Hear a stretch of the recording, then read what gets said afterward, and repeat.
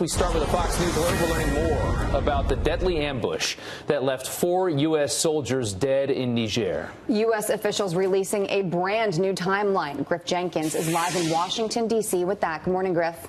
Good morning, Jillian, Rob. That's right. Chairman of the Joint Chiefs, Joe Dunford, acknowledging at the Pentagon that there are many unanswered questions over what happened 3 weeks ago when our troops were ambushed by Islamic militants as a formal investigation is underway. We owe the families as much information as we can find out about what happened.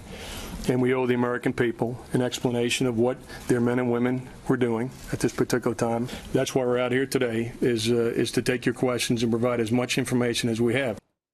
Here is the timeline that Dunford laid out. On the morning of October 4th, a group of 12 American troops and 30 Nigerian forces came under attack by ISIS-affiliated militants while traveling some 80 miles outside of the capital. Within minutes, a drone is sent overhead. Approximately an hour after their first contact with the enemy, a call for air support comes. 30 minutes later, French fighter jets mobilize, arriving on location some 30 minutes after that. That evening, the bodies of 3 soldiers are recovered. Then 2 full days after the ambush, on the evening of October 6th, the body of Sergeant LaDavid Johnson is found by local Nigerian forces and turned over to the U.S.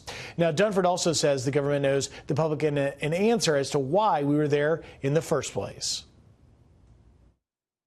Today, approximately 800 service members in Niger work as part of an international effort. Since 2011, French and U.S. troops have trained a 5,000-person West African force and over 35,000 soldiers from the region to fight terrorists and affiliated with ISIS, Al-Qaeda, and Boko Haram.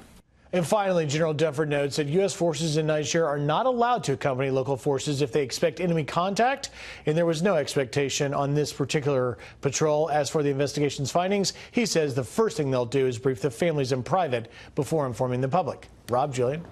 Still a lot of questions this morning. Thank you, Griff.